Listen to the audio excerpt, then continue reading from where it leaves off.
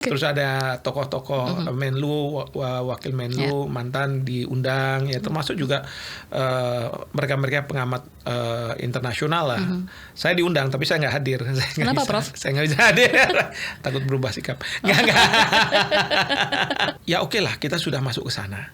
Ya mau apa lagi gitu kan? Tapi saya bilang harus kita tetap buka opsi bagi DPR untuk mengesahkan atau tidak.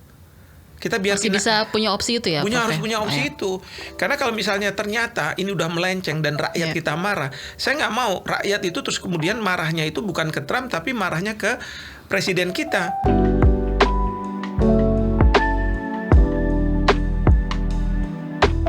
Selamat datang di Ruang Publik, saya Naomi Liandra. Teman KBR, publik patut curiga dengan keikutsertaan Indonesia di Board of Peace atau BOP atau Dewan Perdamaian bentukan Presiden Amerika Serikat Donald Trump. Tidak ada penjelasan gamblang dari pemerintah soal langkah ini.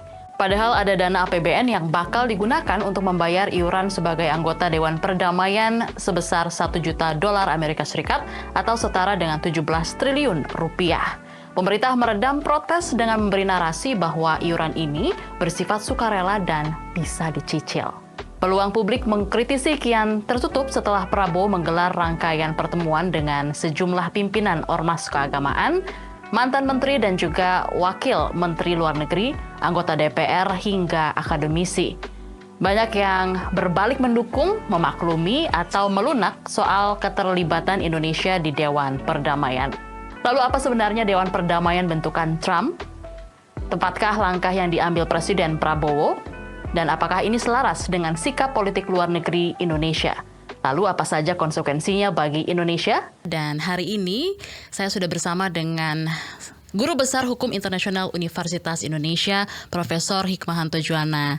Halo Prof, selamat sore. Selamat sore, apa kabar Naomi? Sehat ya? Sehat Prof, gimana kabarnya? Alhamdulillah sehat. Terima kasih sudah bersedia hadir datang ke studio KBR di Ruang Publik hari ini. Kita mau bahas nih Prof yang lagi ramai Indonesia di Dewan Perdamaian begitu ya bentukan Trump. Ini gimana Prof, sebelum merespon langkah Indonesia ini apa sebenarnya bentukan Dewan Perdamaian Trump ini? Gini, kita harus pahami ya, pertama adalah Board of Peace yang bentukan Trump ini sebenarnya berbeda dengan Board of Peace yang divisikan, yang diharapkan di resolusi 2803, resolusi Dewan Keamanan PBB. Nah, kenapa saya mengatakan seperti itu? Karena saya coba bandingkan nih, memang kan pada waktu itu Trump bilang bahwa akan ada 20 poin untuk perdamaian di Gaza. Dan itu kemudian sudah dibicarakan ke New York Group lah kira-kira, itu di mana Indonesia ada di situ pada waktu setelah sesi perdebatan di Majelis Umum PBB di mana Bapak Presiden melakukan pidato. Lalu ada negara-negara yang diundang oleh Trump. Ada Turki dan lain sebagainya, dan itu kemudian disebut sebagai New York Group. Nah itu proposal itu sudah disampaikan oleh Trump di situ. Dugaan saya juga sebenarnya sudah disampaikan juga oleh utusan khusus Trump ke berbagai negara sebelum adanya pertemuan di New York. Nah di situ negara-negara setuju. Lalu kemudian Trump menyampaikan juga melalui Steve Witkoff ke Hamas dan kemudian juga ke Israel. Awalnya Israel tidak setuju tapi kemudian dia bisa menerima. Nah kemudian setelah dari situ dibawa ke Dewan Keamanan PBB, lalu dikeluarkanlah resolusi yang kita sebut sebagai resolusi 2803. Nah, memang di dalam resolusi 2803 itu ada lampiran, dan lampirannya itu terdiri dari 20 poin proposal dari Trump, di mana poin 19 disebutkan bahwa kalau nanti situasi sudah kondusif, maka rakyat Palestina akan diberi hak untuk menentukan nasib sendiri. Nah, ini yang menurut saya two-state solution-nya gitu ya. Nah, di dalam resolusi itu, di poin kedua disebutkan bahwa akan dibentuk yang namanya Board of Peace sebagai pemerintahan transisi, Transitional Administration. Nah, lalu kemudian BOP ini nantinya bekerja untuk melakukan rekonstruksi terhadap Gaza pasca serangan dari Israel. Nah, sudah ada resolusi itu. Kemudian pada waktu pertemuan di Davos pertemuan antara ya kepala negara, kepala pemerintahan dengan pelaku bisnis membicarakan masalah ekonomi dunia dan sebagainya. Menurut saya nih agak sedikit dibajak oleh pemerintah Amerika. Seperti apa tuh, Prof? Membajaknya karena itu kan sebenarnya pertemuan antara kepala negara, kepala pemerintahan untuk membicarakan masalah ekonomi. Tiba-tiba diminta kepala pemerintahan yang ada, yang di-invite oleh Trump untuk menandatangani piagam Board of Peace.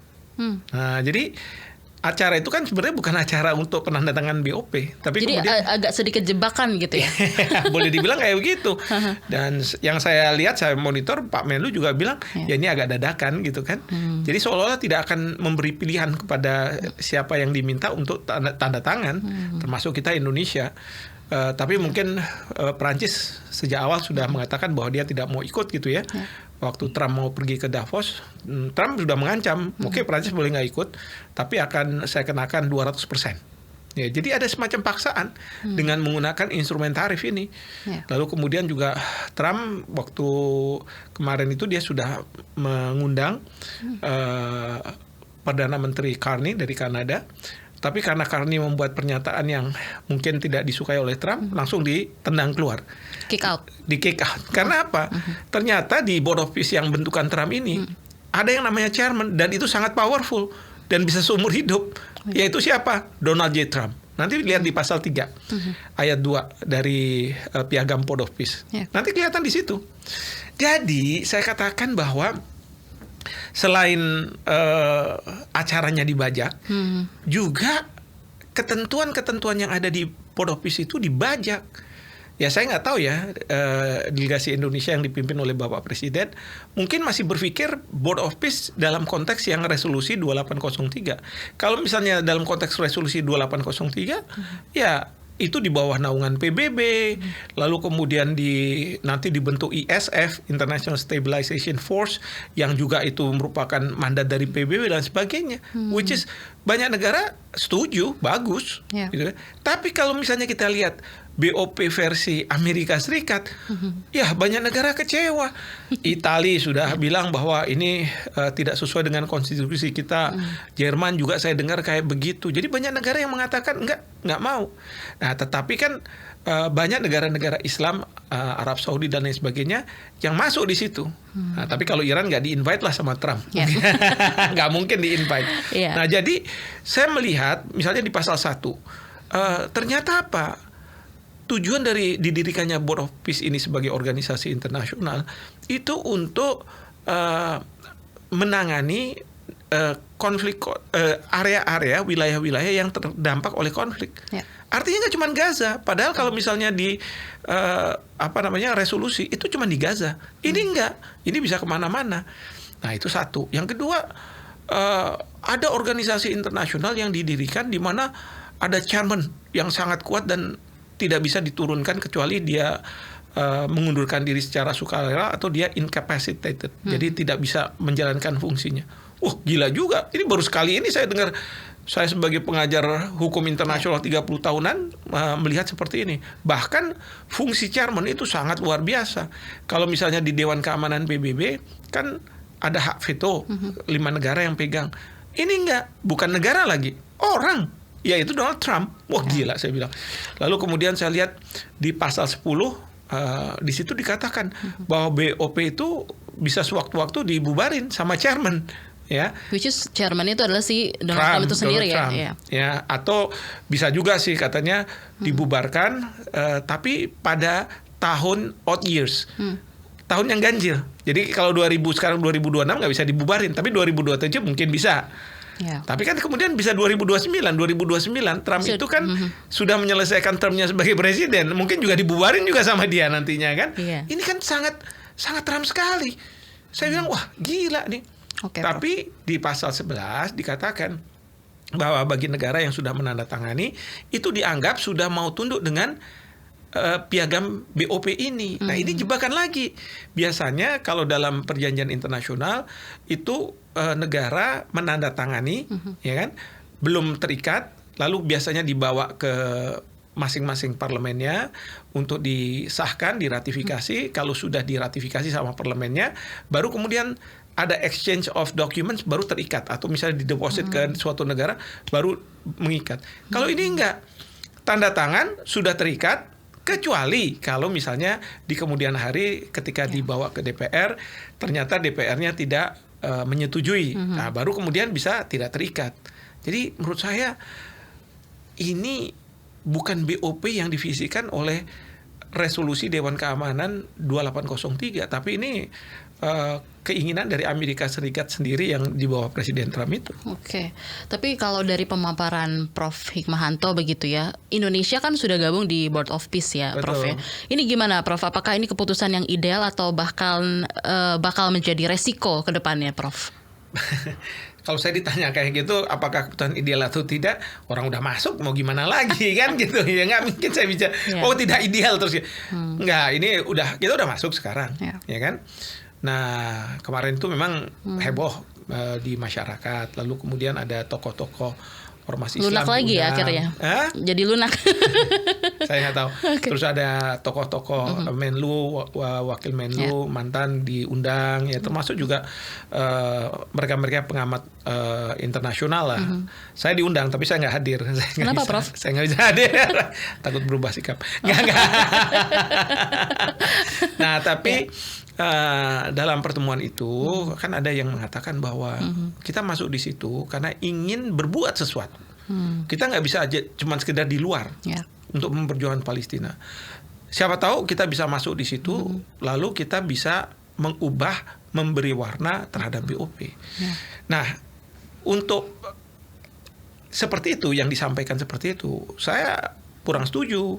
Karena apa? Katakanlah kita mau jadi kuda Trojan nih, masuk. Kemudian kita mengubah, gimana mungkin? Karena apa? Trump itu sangat berpihak pada Israel. Dan sekarang Israel sudah jadi anggota nih.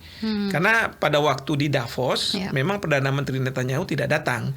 Dan itu bukan dalam rangka supaya berubah sikap, bukan. Tapi karena khawatir dari Uni Eropa, itu dia akan dibawa ke pengadilan Mahkamah Kejahatan Internasional. Kan sudah ada surat panggilan, jadi khawatir. Jadi baru kemarin ini di Amerika Serikat kunjungan beliau, lalu kemudian beliau tanda tangan. Nah, keberpihakan Trump kepada Netanyahu itu problematik. Kenapa? Netanyahu dalam suatu konferensi pers dia mengatakan bahwa jangan bermimpi Gaza itu akan berdiri sebuah negara yang namanya Palestina. Karena dia tidak akan membiarkan Palestina berdiri di tanah Gaza.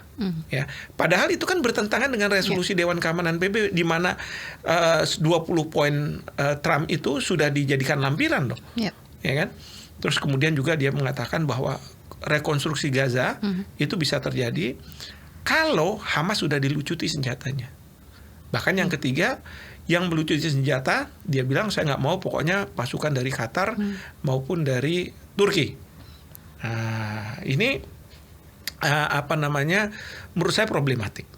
Ya, jadi ya oke lah kita sudah masuk ke sana. Ya, mau apa lagi itu kan?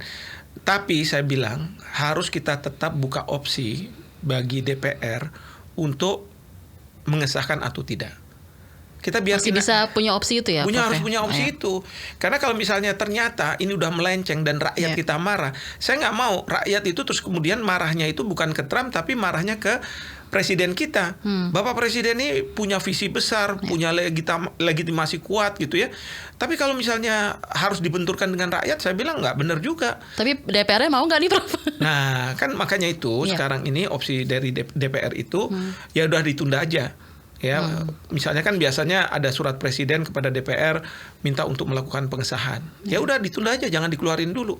Jadi supaya ada jeda kalau misalnya ternyata wah ini terlalu Israel sekali dan kita nggak mau gitu ya. Jangan sampai nanti kita Indonesia rakyat itu tidak mendukung masalah ini. Walaupun kemarin kan dicoba untuk menenangkan dengan para petinggi ormas Islam diundang, kemudian dari ini lain sebagainya untuk menjelaskan gitu ya. Tapi tetap aja rakyat itu sekarang itu kritis. Betul, ya. Prof. Nah, yang kedua adalah saya berharap pemerintah tidak mengeluarkan uang 1 miliar US dollar sebagai iuran. Kemarin itu kan sudah ada wacana, walaupun kemudian Pak Menlu merevisi bahwa itu bukan uang iuran kok, itu uang untuk rekonstruksi Gaza. Saya bilang kalau misalnya untuk uang untuk rekonstruksi Gaza, boleh aja kita keluarin misalnya 16 sekian triliun, tapi dengan catatan harusnya perusahaan-perusahaan karya kita ya itu datang ke sana yang melakukan rekonstruksi terhadap Gaza, sehingga apa? Bisa membuka lapangan pekerjaan bagi kita rakyat Indonesia, kita bisa membantu secara efektif ke rakyat Palestina, dan kemudian uang itu berputar lagi masuk ke Indonesia. Nah, sekarang ada nggak negosiasi seperti itu? Jadi itu kalau bisa, kalau nggak bisa kayak begitu, ya jangan bayar dulu lah. Ini 16,7 triliun itu besar. Jangan-jangan setelah dapat duit kayak begitu nanti Trump bilang udah saya bubarin. Nah, ini lagi susah lagi kita. Uang udah tenggelam di sana kan. Nah, itu juga jangan. Dan yang ketiga, memang harus ada komunikasi yang baik dari pemerintah kepada publiknya untuk publik itu bisa paham. Ini maunya apa nih step-stepnya. Misalnya sekarang kan kita akan mengirim berapa? 8 ribuan katanya pasukan ke ISF di Gaza, International Stabilization Force. Nah, padahal kan ada keinginan dari Israel agar Hamas itu dilucuti senjatanya. Pertanyaan saya adalah kalau Turki nggak dibolehkan sama Netanyahu, Qatar tidak boleh dibolehkan sama Netanyahu, dan itu disetujui oleh Trump, pertanyaan dari siapa? Jangan-jangan pasukan kita? Kalau pasukan kita jelas jangan. Karena apa? Itu punya potensi untuk bentrok dengan Hamas. Yang melucuti senjata tuh nggak gampang loh. Nggak cuma ya silakan. Hamasnya belum tentu mau. Dan Hamas juga salah satu tokohnya sudah menyampaikan bahwa kita mendengar Indonesia akan mengirim, tapi jangan sampai tentara Indonesia yang harus melucuti kita. Nah, ini kan kalau Israel bilang jangan Qatar dan jangan Turki. Nah, sekarang dari Hamasnya bilang dia nggak mau Indonesia, dan kita nggak tahu juga apakah dia mau dilucuti atau tidak. Karena kalau misalnya kita yang melucuti, itu berarti nanti oleh masyarakat dianggap kita lebih berpihak kepada Israel. Nah, yang kedua, ini kan kondisi masih belum aman nih sebenarnya. Ya masih diserang-serang sama belum Israel di Gaza. Padahal katanya perdamaian. Hamas sudah nggak mau melakukan serangan-serangan lagi, tapi kan masih terus. 31 Januari kemarin sampai 31-32 orang yang meninggal gitu ya, dan itu rakyat sipil. Nah, jadi apa jaminannya bagi pasukan kita ISF ini nanti bekerja di Gaza bahwa mereka tidak diserang? Memang yang saya dengar ada 2 komponen nih, ada yang medis, ada yang Zeni. Zeni ini untuk membangun jembatan, mungkin juga bisa membangun gedung gitu ya. Tapi masalahnya adalah pada waktu pertemuan penandatanganan itu kan Jared Kushner dari mantunya Presiden Trump yang sekarang menjadi Board of Executive-nya, itu sudah memaparkan gambar Gaza tuh nanti kayak begini, gedung-gedung mewah, gedung-gedung tinggi dan lain sebagainya. Dan yang akan mendevelop itu siapa? Ada seorang Israel Amerika mungkin namanya Yaksir Gabay gitu ya, yang akan mendevelop itu. Lah, lalu peran dari pasukan Zeni ngapain di sana? Ya kan? Dia kan kalau Zeni ini intinya bukan dia berperang gitu ya, atau misalnya dia melakukan tugas seperti kayak infanteri gitu. Dia ya konstruksi. Kalau misalnya dia diambil alih oleh developer profesional, buat apa ada di sana? Itu juga jadi pertanyaan bagi saya gitu ya. Nah, tapi ya sekarang pemerintah kalaupun mau mengirim ya, dan ini saya katakan nggak mungkin lagi tidak mengirim gitu. Karena apa? Pertama di Jerusalem Post, jadi mass media di Jerusalem itu bahwa disebutkan Indonesia merupakan negara pertama yang menyumbang untuk ISF. Wah, tapi jangan bangga juga kita kalau kita gitu ya. Dan kedua, Trump sudah mengatakan nanti pertemuan tanggal 19 Desember, pertemuan BOP itu akan salah satunya membahas tentang ISF ini. Ya mungkin Bapak Presiden sudah akan mengatakan bahwa kita akan siap mengirim kan. Ini kan sesuai janji Presiden di depan Majelis Umum PBB, katanya 20.000 bahkan lebih gitu ya. Tapi waktu itu kan dalam konteks PBB. Nah sekarang ini kan dalam konteks Board of Peace yang terlepas dari PBB.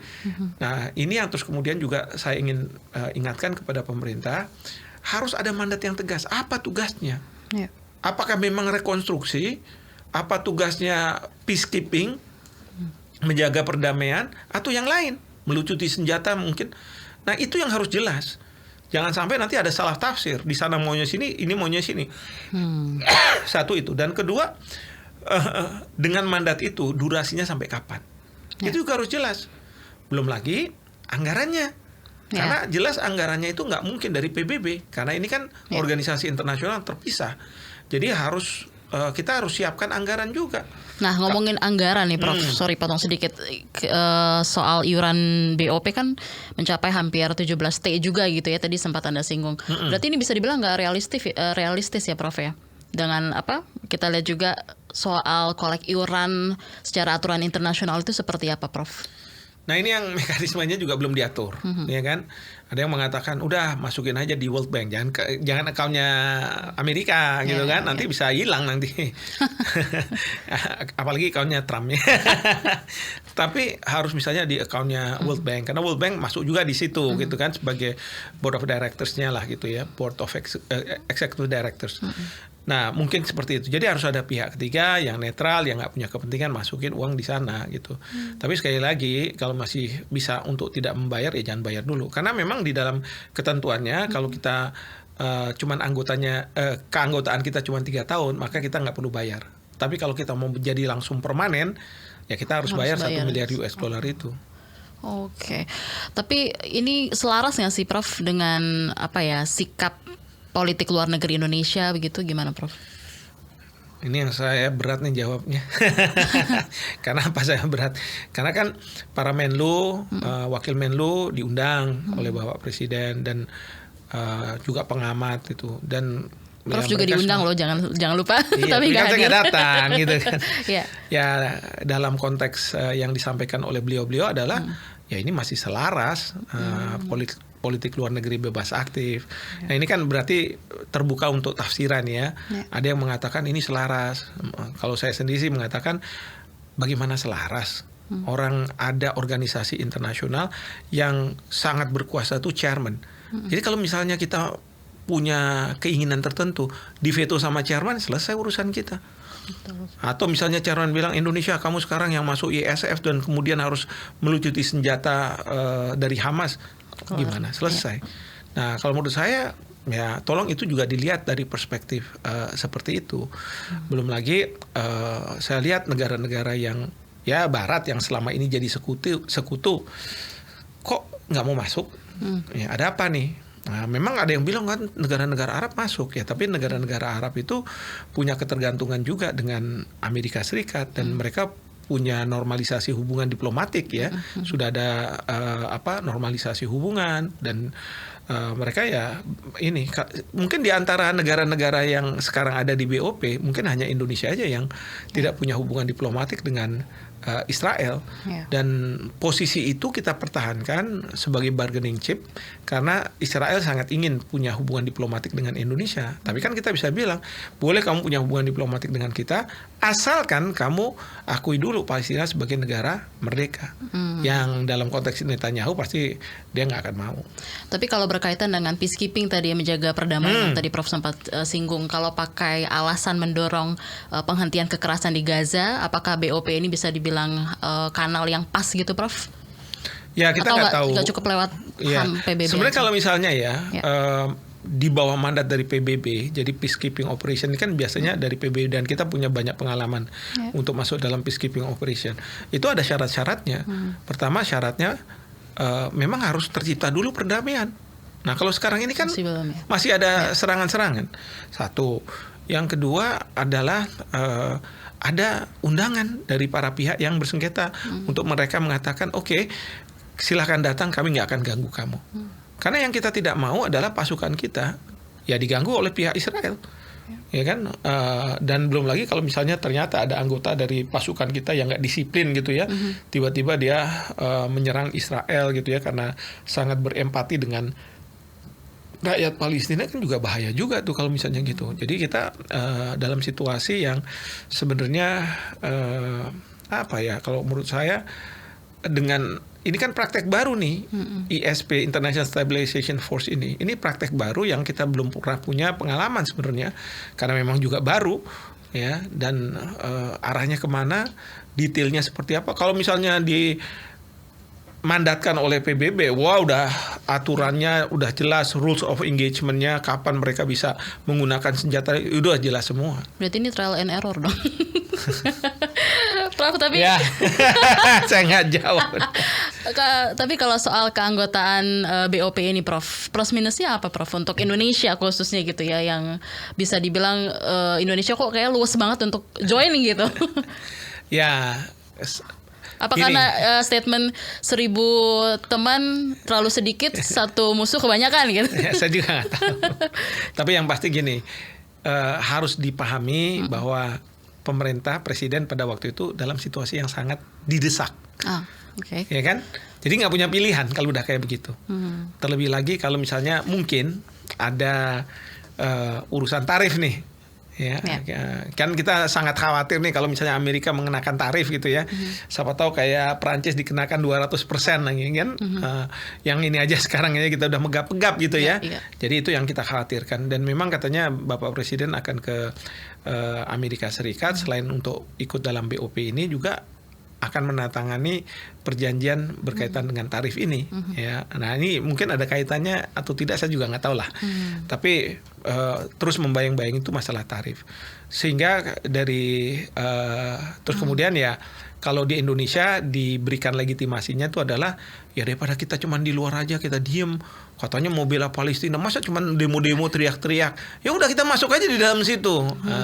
Saya sih setuju juga dengan pemikiran itu, tapi kalau misalnya sejak awal Israel yang sekarang ini sedang mencengkram Gaza gitu ya, dan dia tidak setuju Gaza itu jadi merdeka, mau apa kita?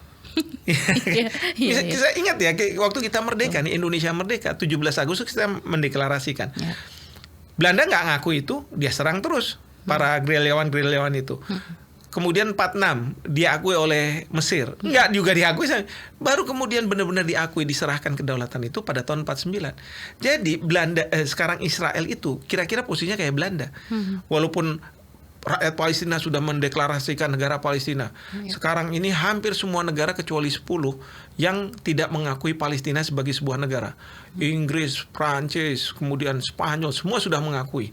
Nah, tapi tetap tidak akan terjadi Palestina merdeka kalau Israel tidak mengakui. Dan sampai hari ini Israel masih nggak mengakui Palestina sebagai sebuah negara. Jadi kalau misalnya, apalagi sudah ada pernyataan dari Netanyahu ya, bahwa dia tidak akan mengakui. Sampai kapanpun kalau kita masuk di BOP ya nggak akan terjadi. Memang sih kita nggak cuman berdiri aja masuk ke dalam situ, cuman kan nantinya either kita jadi melegitimasi apa yang dilakukan oleh Israel lewat Amerika Serikat. Ya, atau ya kita ada di dalam tapi nggak berdaya juga gitu. Ujungnya kita ngikut aja dong berarti ya, Prof. Iya. Kalau ngikut aja masih mending. Kalau misalnya dipakai, dimanfaatkan oleh Israel kan nggak bener juga. Rakyat yang marah nanti. Mereka bilang itu dari 16,7 triliun, apalagi kalau udah kita bayar ya. Itu kan dari uang pajak saya tuh katanya. Iya. Saya juga dong, Dok. Prof. Ya, Prof, kira-kira kalau evaluasi yang harus dilakukan pemerintah jadi sejauh ini seperti apa, Prof, kira-kira? 4 hal evaluasi, mohon terutama Kementerian Luar Negeri ya, piagam BOP itu dipelajari baik-baik. Karena saya masih dengar ya, sehari 2 hari yang lalu juru bicara Kemlu itu masih mengatakan bahwa BOP seolah-olah dalam konteks resolusi Dewan Keamanan PBB. Ya, itu udah nggak bener tuh. Ya, berarti nggak baca tuh kalau misalnya dia buat pernyataan kayak begitu. Karena BOP itu tidak seperti yang dimandatkan di dalam resolusi Dewan Keamanan. Yang kedua, yang saya harap bahwa evaluasi juga uang yang 16,7 triliun itu. Jangan kita buru-buru. Apalagi ya kalau misalnya memang didesak sama Trump, mau diharuskan, ya buka aja. Supaya rakyat tahu posisi pemerintah tuh seperti ini. Ya kalau misalnya dari pemerintah nggak mau bicara, kan bisa aja tokoh-tokoh yang kemarin diundang untuk yang menyampaikan, ya kan? Tapi harus disampaikan. Jadi dievaluasi. Lalu yang ketiga, dievaluasi terkait dengan pengiriman pasukan kita untuk ISF. Memang sekarang masih belum, tapi kalau misalnya dilihat dari segi anggaran gimana, dari kesiapan dari pasukan kita gimana. Karena yang diminta itu kan mungkin Zeni. Kalau Zeni itu kan juga jumlahnya juga nggak terlalu banyak seperti infanteri gitu ya. Belum lagi nanti apakah laut juga harus ikut kontribusi, lalu kemudian juga udara bagaimana. Itu nanti kita harus evaluasi itu. Dan tentu yang terakhir adalah ini semua harus disampaikan kepada publik. Ya, supaya publik itu tidak mempunyai penafsiran mereka masing-masing. Ya kalau misalnya pemerintah mau terbuka, ini loh pentingnya dan lain sebagainya, dan itu udah nggak bisa kemudian dikritik. Biar clear di masyarakat. Clear di masyarakat, pasti ya rakyat bilang ya oke aja. Ya, tapi kalau misalnya sekarang kan nggak dibuka, kemudian ya saya juga kadang-kadang mungkin mengkritik, tapi mungkin dipertanyakan oleh pemerintah basisnya apa. Ya, tapi paling nggak saya bilang, saya ini kan akademisi. Saya akademisi, kalau misalnya kok ini nggak sesuai dengan ilmu yang saya pelajari, ya saya bersuara. Saya dosa kalau misalnya dari 280 juta rakyat ini tahu masalah tapi saya nggak ngomong gitu kan. Tapi saya nggak oposisi. Kalau misalnya pemerintah mau tetap di situ, silahkan. Kalau misalnya nanti tetap kirim pasukan, silahkan. Ya, mudah-mudahan saya berdoa berhasil. Tapi kalau nggak berhasil kan saya cuma ngomong. Tuh kan saya bilang apa. Ya. Jadi kalau diundang lagi mau nggak, Prof? Oke. Tapi boleh balik sedikit soal iuran, kan katanya sukarela ya, Prof ya. Betul. Dan itu bisa dicicil juga begitu. Nah, kalau opsi seperti gabung aja di BOP tapi nggak usah jadi anggota permanen itu bisa? Boleh aja, nggak apa-apa. Bisa ya? Sekarang gini ya, masalahnya kenapa saya bilang lebih baik kayak begitu. Karena kita juga nggak tahu Trump ini akan tetap jadi presiden atau enggak. Paling nggak 3 tahun lagi dia udah selesai. Sekarang coba bayangkan, kan di dalam piagam POP itu ditentukan bahwa Donald J. Trump itu sebagai chairman, tapi Donald J. Trump sebagai wakil dari Amerika Serikat sebagai presiden. Nah, sebagai presiden sekarang ini, kalau dia mau bangun peace gitu ya, dia bisa mengerahkan angkatan perangnya. Tapi kalau misalnya Donald Trump jadi chairman, tapi tidak menjadi presiden Amerika Serikat, nggak mungkin dia bisa nyuruh-nyuruh angkatan perang Amerika untuk ke Iran, ke ini, nggak bisa. Ya, karena apa? Supreme Commander, ya, itu dipegang oleh Presiden Amerika Serikat, tapi bukan chairman dari BOP. Ya kan? Oleh karena itu kita harus lihat nih, Trump ini sebentar lagi dia harus menghadapi midterm election. Tapi midterm election ini bukan kedudukan dia sebagai presiden, tapi Kongres. Nah, Kongres ini kalau nanti dihuni oleh kebanyakan Partai Demokrat, Trump udah bilang ke Partai Republik, ke anggota-anggota sekarang yang running untuk jadi Kongres, dia bilang, kamu harus menang ya, karena kalau kamu tidak menang, saya akan di-impeach sama Kongres yang kebanyakan dari Partai Demokrat, ya kan? Belum lagi kan di dalam negeri Amerika sekarang lagi banyak masalah tuh, kasus penembakan Good itu ya di Minnesota, terus kemudian ini dan sebagainya. Mereka banyak yang nggak setuju sama Trump, ya kan? Bukan berarti harus nunggu Eminem juga baru keluarin lagu ya. Untuk atau 3 tahun lagi. Kalau 3 tahun lagi pas 3 tahun misalnya Trump udah nggak jadi presiden, mungkin presiden berikutnya kalau dimenangkan oleh Partai Demokrat, mungkin yang namanya BOP dibubarin. Ya buat apa? Ngapain? Enggak, gitu kan. Nah, kita kan jadi gigit jari. Nah, masuk, keluar. Iya. Seolah-olah kita nggak punya kebijakan sendiri. Kalau menurut saya udah tunggu aja dulu, nggak usah buru-buru. Karena sekarang ini kita nggak bicara kita bersahabat sama Amerika, enggak. Kita mau bersahabat sama siapa? Trump. Tapi kalau cuma manusia yang kita sahabati, suatu hari nanti dia kehilangan jabatan, selesai kita. Iya. Itu. Tapi Prof, itu kan mungkin salah satu konsekuensinya gitu ya. Selain itu konsekuensi lain ketika Indonesia gabung di BOP ini seperti apa, Prof? Ya, kalau konsekuensi lainnya citranya Indonesia begitu ya di sisi mata internasional, terus juga di dalam negeri sendiri gimana, Prof? Ya, yang pasti gini, terutama yang dalam negeri. Jangan sampai kita masuk di BOP, kita mengirim pasukan, itu dianggap sebagai tindakan yang melegitimasi Israel ingin memperluas kawasan. Ingat, sekarang ini baru ini ada rencana dari Israel untuk melakukan aneksasi terhadap tepi barat. Jadi rumah-rumah yang didiami oleh orang-orang Palestina itu nanti akan dibuat sedemikian rupa sehingga nanti orang-orang Israel, ya, jadi ada new settlement lah, pemukiman baru. Itu isinya orang Israel. Israel. Oh. Itu. Nah nanti kan kita nggak mau nih kalau rakyat kita bilang, oh nih Gaza lagi rame kayak begini, dibangun ini dan sebagainya. Rakyat Palestina nggak bisa bayar uang sewanya, rakyat Palestina tidak bisa membeli rumah-rumah yang mewah-mewah itu. Akhirnya developer kan, ya sudah saya buka aja ke siapa yang mau. Siapa yang mau nanti warga Israel atau mereka-mereka yang dari luar negeri, dari macam-macam negara yang kemudian jadi warga negara Israel, terus dimasukkan ke situ. Ya pastilah rakyat marah.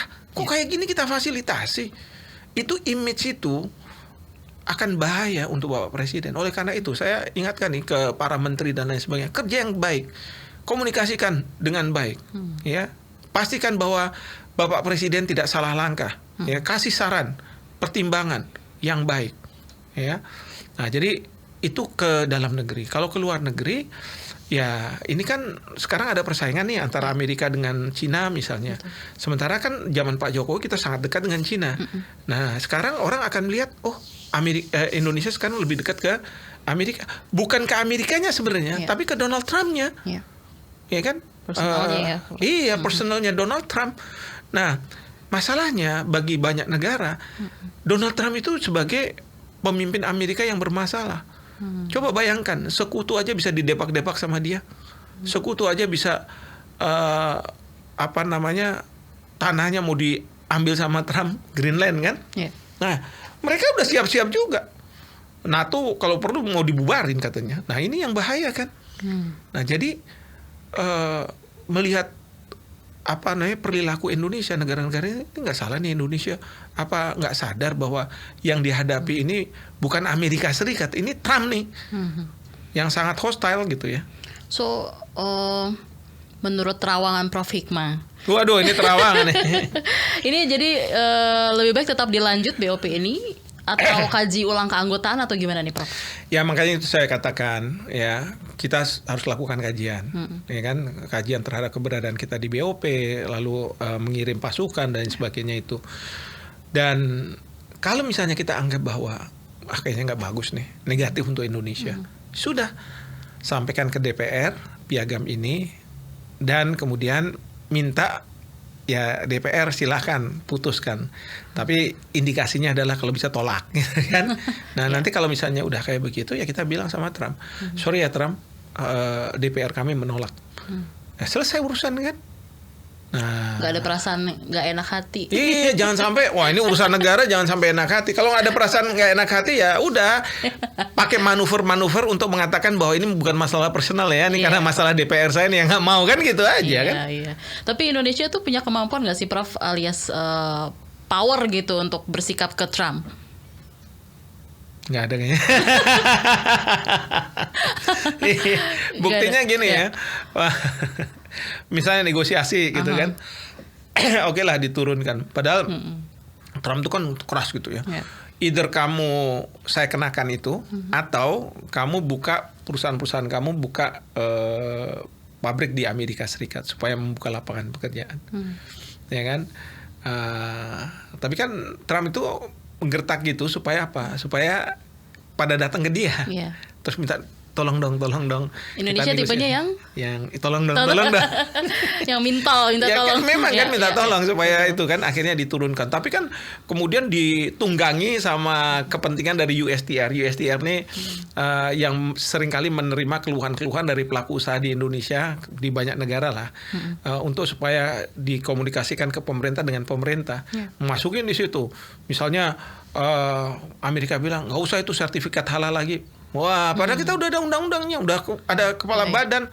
Ya, kasihan nanti Babe Haikal nanti dapat posisi apa kalau itu dibubarin sama Amerika Serikat, udah nggak bener aja saya bilang kan. Nah, terus kemudian juga terkait dengan data pribadi yang menurut hukum Indonesia ya boleh dikirim tapi harus strict. Amerika itu minta bahkan QRIS itu yang untuk pembayaran itu katanya juga harusnya ditutup karena apa? Merugikan Mastercard atau Visa yang asal Amerika untuk publik melakukan transaksi. Kan kalau udah kayak begitu kan kayak kita nih didikte aja sama mereka. Saya bilang jadi kayak minta tolong saya bilang. Dan apalagi kalau misalnya masalah BOP ini dikaitkan sama tarif-tarif kayak gitu ya nggak benar juga nih kalau gitu. Lah berarti bisa dibilang kalau Trump ini maksa juga dalam konteks BOP ini ya Prof, dan Indonesia mau nggak mau ikut apapun yang dikatakan oleh Trump. Itu yang terus kemudian kebijakan luar negeri bebas aktif itu yang kita pertanyakan. Nah ini ngaruh ke apa? Perjanjian dagang itu gimana, Prof? Ya itu perjanjian dagang itu kan ya Trump bilang ya udah saya turunin kan. Nanti kita negosiasikan ya QRIS dan lain sebagainya. Udahlah kita negosiasi, tapi catatannya kamu harus masuk ya. Oh jadi ada syaratnya ya? Iya, bargaining lah kayak begitu. S Kan dan K. Ingat ya Naomi, Trump itu adalah pelaku bisnis. Latar belakangnya. Kalau Bapak Presiden kan militer. Ya, ini pelaku bisnis. Pelaku bisnis itu dia bisa main dengan poker face. Oh baik-baik, padahal ada maunya. Ya, nggak punya kartu as tapi seolah-olah dia pegang kartu as gitu kan. Nah itu yang kita harus hati-hati. Gitu. Nah sayangnya kalau misalnya aparat yang ada di bawah Bapak Presiden, ya kalau Bapak Presiden, udah kita ke sini. Oh ya Pak, Bapak benar Pak, lanjut aja ke situ. Nggak boleh, harusnya kasih pertimbangan, saran. Masih ada celah buat nego nggak sih Prof kira-kira dari presiden kita ke Trumpnya? Ya saya nggak tahu ya. Takutnya ya nggak ada. Takutnya. Kan sama aja kalau saya ketemu sama Bapak Presiden saya jadi nggak enak. Ya Bapak Presiden. Keluar dari konferensi pers yang tadinya kayak mengkritik sekarang udah bagus nih. Jadi sebelum izin gitu. Yang penting kacamata. Yang penting kacamata. Mama udahlah.